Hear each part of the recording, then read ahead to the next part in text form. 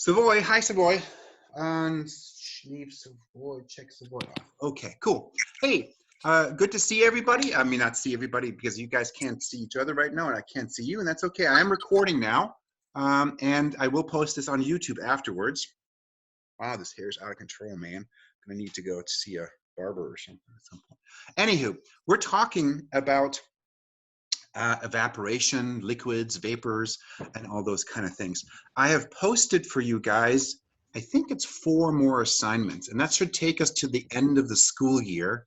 And I'm planning on getting you feedback on the other things too. I'm a little behind on grading, sorry about that, and I will catch up. But I needed to get the AP exams done, I got that done, and now I'm gonna have time to concentrate a little bit more on giving you guys feedback on your homework and also on your lab report that you guys turned in. Okay, so that's coming up. Tigers and Dragons rule. Okay, so we are talking about liquids and vapors, okay? And specifically, this brings us back to this idea that really there are 3 main kinds of states of matter. Okay, those are the 3 of those. And a lot of this stuff is kind of boring and a lot of this stuff is repetition. So I'm not going to focus on that. I want to focus on something else. Okay, and specifically, you know, stuff like, oh, you know, this is called melting, right? This is called freezing. Okay, this is called evaporation. Okay, this is called condensing. Those are stuff you guys heard before. Nothing really super interesting, and that's in section 506, by the way, is where we are. So in the book, there's an assignment about that. But I wanted to talk about something different, and that has to do a little bit with what this chapter is about.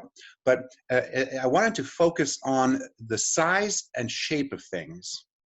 What I mean by that is, I'm guessing you guys are pretty well aware of the fact that people of different sizes tend to get cold more or less easily, okay?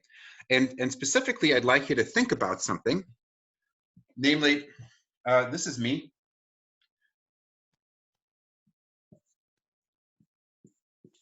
This is me. Okay, and I think you've noticed I'm a pretty big person. So I want you to think about a small person. Okay, and that person looks about maybe 3 years old, pretty small, right? This is some random 3-year-old. Okay, and I got this question for you. It's a cold day. Okay, so winter, December, and we go outside, and I'm walking down the street, and I see this 3-year-old. Who do you think would get cold more easily, or does it not matter? Who would get cold more easily? Me or the 3-year-old? Should I call on somebody? Hey, I'll call on somebody. And I'll just randomly go down the list and I'll ask Liz. Liz, who do you think it is? Who would get cold more easily, Mr. Blessman or a 3-year-old? Whoa, that was crazy sounding video.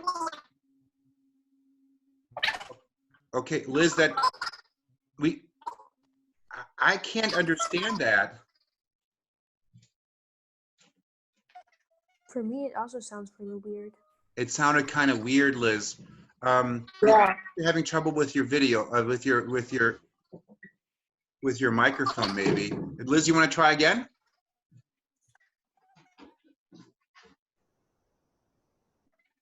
We'll take it as a no. I'm not sure. We couldn't understand that. Let's maybe ask somebody else. How about Willy? Yes, I just wanted to talk. I think that you will get cold first because... Me? Okay. Oh no, the small kid. The small kid, okay. Then the cold has not so much space to get you cold. Oh, interesting. Not so much space.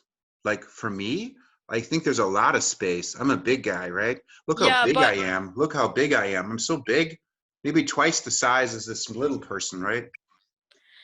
Yeah, but if you are small, then the cold just gets faster into you. Like the Okay. cold goes through you. Okay. So you're saying the small person gets cold more easily, but Yeah. maybe I might rephrase that you're not exactly sure why. Yeah. Okay, good. Does Kian, what do you think?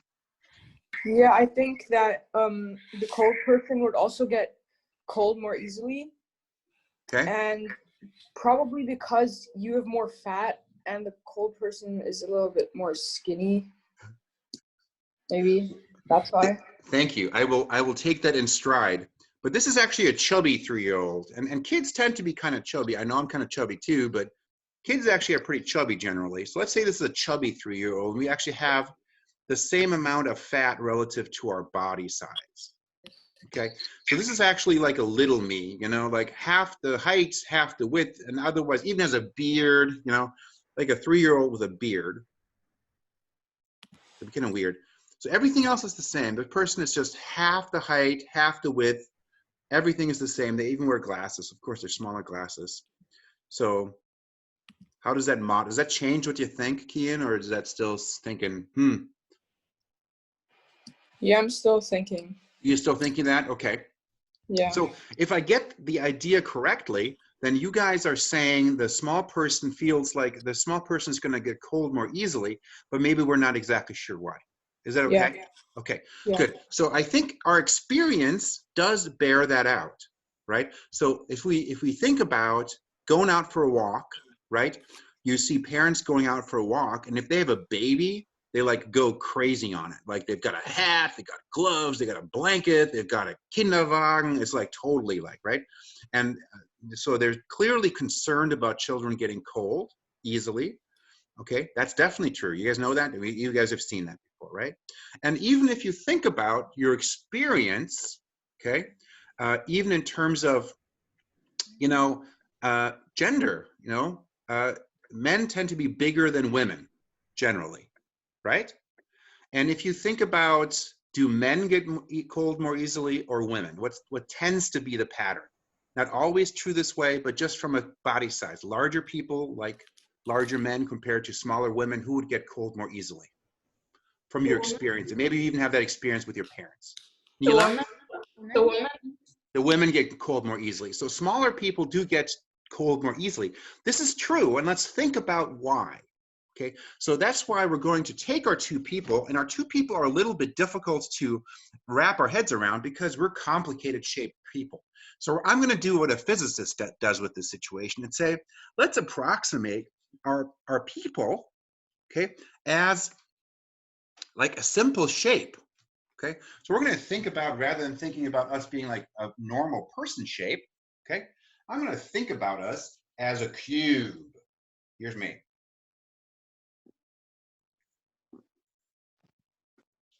Okay, that's Mr. B. Okay, so I'm just going to think about myself like having a certain size, a certain height, and I might be like 2 meters tall, just to make math easy. 2 meters, 2 meters wide. No comments about me being 2 meters wide, please. And then 2 meter depth. I mean, 2 meters height looks pretty good, right? But I'm not like 2 meters deep. I mean, that's silly. I'm also not 2 meters wide, even though you might be thinking it right now. Agreed? Okay. So then let's take the kid and picture the kid next to me. Here's the kid, and the kid's half my size. 1 meter wide, 1 meter tall, 1 meter deep. That makes sense? Okay? So we're just going to compare these two cubes, and I'm going to be the big cube, and the kid's going to be the small cube. Okay? And now riddle me this. Where do you get cold? Like, what makes you cold when you're outside? What aspect of you is the place, the environment makes you cold?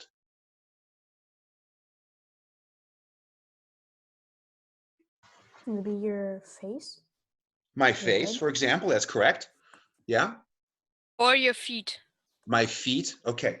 And how about like my heart?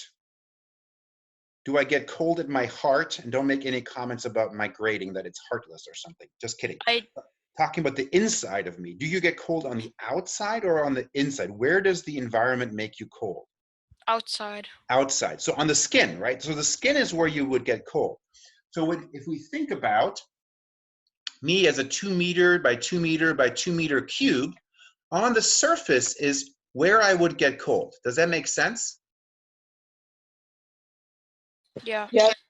That makes sense, right? So you get cold. It's right underneath.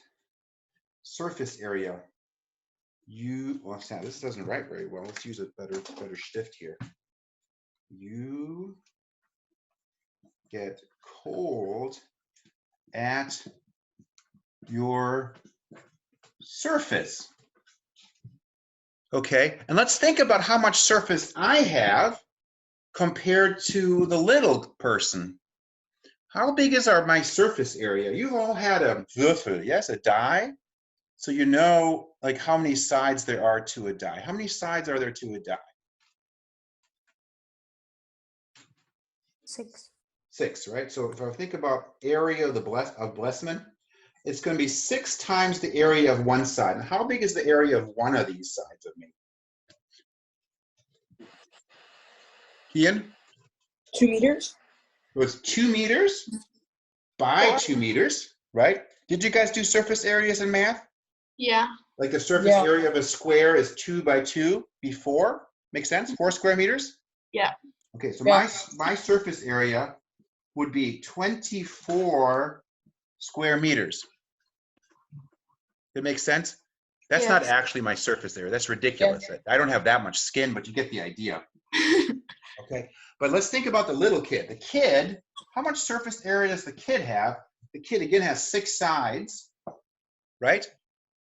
But how much does each side have? 1. 1, right? So the kid has only 6 square meters of skin, right? That makes Yes. sense? Yes. So because I'm twice as big, I'll actually get cold 4 times as fast. Oh, that's interesting. That's kind of contradicting what we just talked about. But there's something we're forgetting, right? So I would have a tendency to get cold at the surface, but actually my body's going to fight this process, right? Mhm. Because what does my body do to stay warm? Pumps blood. Pumps blood. It makes heat. Because I had a good breakfast, if you can't tell by my body shape. I eat a lot of good breakfast. So yeah, I ate breakfast, and my body's going to convert that into energy and heat me from the inside. Agreed? Yes. And in my cells, there's basically burning of all the glucose and blah, blah, blah, biology, yada, yada, yada, right? So my entire body is doing heating from the inside because we're burning stuff. Does that make sense? Yes. Okay, so you Yes. get cold at your surface. Whoa, that moves here. You get cold at your surface. And now, oh yeah, good. Oh, I got, wow. Pedagogy by pen color, red. Oh, wait, you can't see, red. Okay, so nope, that doesn't write well. You need a better red pen. La, la, la, la, la.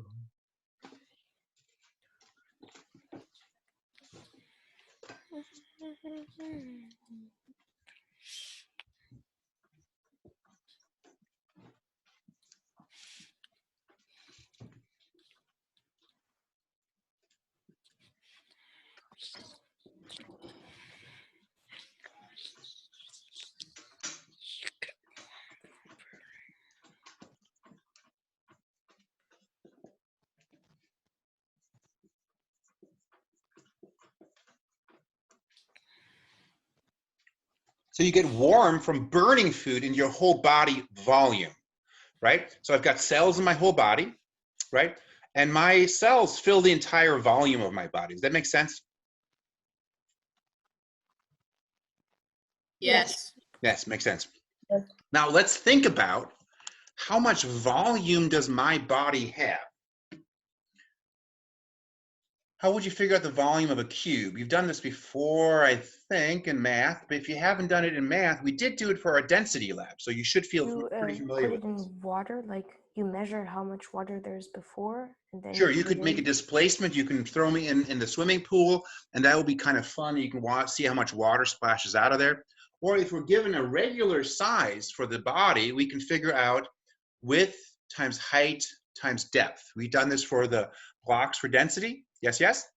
Yes, yes. Okay, so 2 times 2 times 2. How much volume do I have?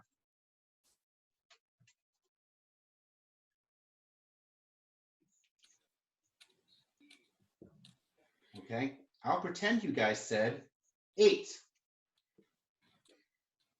Yeah, because 2 times 2 times 2 is 8. I have a cubic meter volume of 8.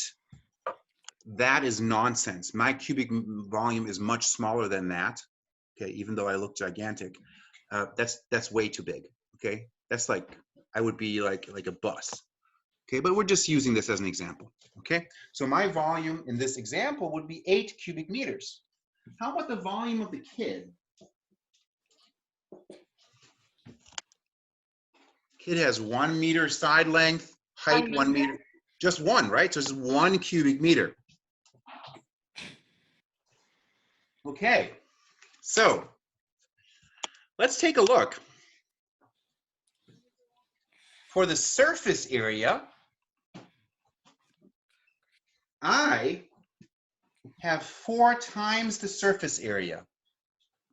Okay, so that means how much faster am I losing energy due to cooling? I get cold at a rate that is 4 times faster than the kid. Does that make sense? Yes. Yeah. Because 24 to 6 is 4. But how much faster am I gaining heat on the inside? 8 times faster. 8 times faster. Okay, let's think about what that means. Let's compare this with a wallet. Okay, so if I'm spending 4 times as much money as you are, right? Kind of cooling is like spending money because you're spending energy. I'm spending 4 times as much money as you are, right? That makes Right. sense? But Yes. my body is basically making money at a rate that's 8 times bigger than the rate of money that you're earning. If I'm spending 4 times as much as you are, but I'm making 8 times as much as you are, who's getting richer? You. I am, because You. I have better energy production by a factor of 8. I can compensate for the fact that I'm losing energy at a rate that's 4 times as large as you. This is true in general, okay? So when you look at this situation, large objects, such as me, 24 compared to 8, okay, have a smaller surface area to volume ratio. Surface area divided by volume for me is 3. Whereas for the kid,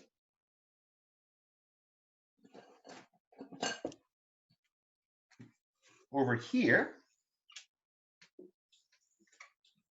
is 6.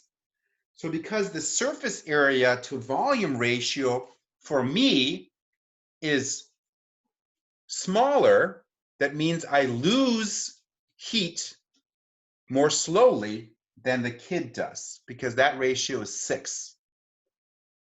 Okay, now that's actually a really, really important example, a concept that you guys use all the time. You just don't think about it. One example is making pancakes. I bet you like pancakes. Who doesn't like pancakes, right? Anyway, I love pancakes. I'm making pancakes, and I put some butter in the pan. So you have a choice. You've got a very cold piece of butter that you're getting from the fridge, and you get out the piece of butter. It's like this big. I like my pancakes with a lot of butter. And I kind of slop it into the pan just as one gigantic chunk, right? And then I let it melt, okay? Or I'm in a hurry and I want to make my pancakes fast because I'm hungry.